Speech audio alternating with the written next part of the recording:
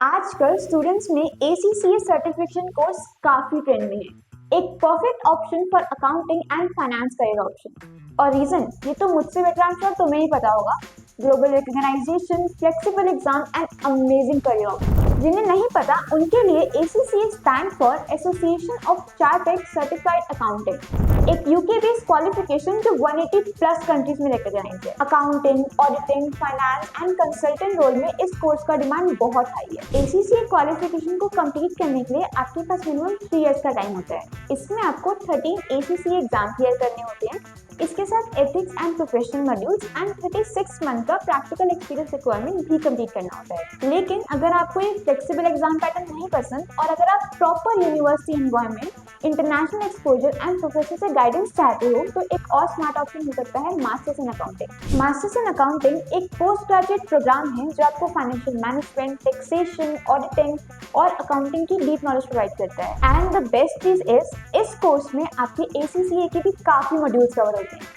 ये कोर्स आपको सिर्फ नंबर हैंडलिंग नहीं सिखाता बल्कि बिजनेस डिसीजन लेने के लिए एनालिटिक स्किल्स भी डेवलप करता है। इस कोर्स के ग्रेजुएट्स की auditing firms, consulting companies and banking and financial services में हाई डिमांड होती है। और क्योंकि आप एक इंटरनेशनल कैंपस एनवायरनमेंट में पढ़ते हो तो आपकी नेटवर्किंग एंड जॉब अपॉर्चुनिटीज भी स्ट्रॉन्ग होती है। और इन बेनिफिट्स के अलावा भी यूके, ऑस्ट्रेलिया, कनाडा में पोस्ट स्टडी वर्क वीजा आपके PR पाथवेज भी ओपन करता है। वैसे तो अकाउंटिंग और फाइनेंस की फील्ड ग्लोबली डिमांड में है, पर स्पेशली कुछ countries top notch education and career opportunities के लिए फेमस है, जैसे कि यूके। यहाँ पर आपको ACCA plus CIMA integrated programmes मिल जाएंगे।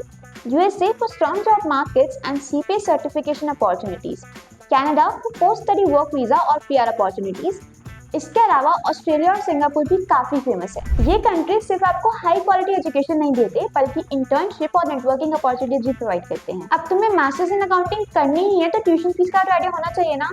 So it is generally around 20 to 25 lakh rupees.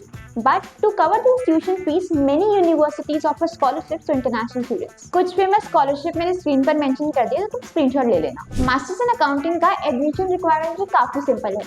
You just need a bachelor's degree in accounting and finance with the average marks of 70 to 80% from a recognized university. And of course, any English proficiency test like IELTS, TOEFL, PT.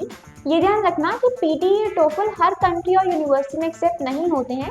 तो जिस university में तुम जा रहे हो, जिस country में तुम जा रहे हो, वहाँ की स्पेसिफिक रिक्वायरमेंट चेक कर लेना। डेफिनेटली तो तुम पर ही डिसाइड करता है कि तुम्हें CA करना है, ACCA करना है या फिर मास्टर्स इन अकाउंटिंग करनी है। इट्स जस्ट कि जल्दी में कोई डिसीजन मत लेना। और अगर तुम्हें कोई भी डाउट आता है तो हमारे काउंसलर्स को रीच आउट कर लेना at the number given in the description. And if you want any other video on any other specific topic, please let me know in the comment section.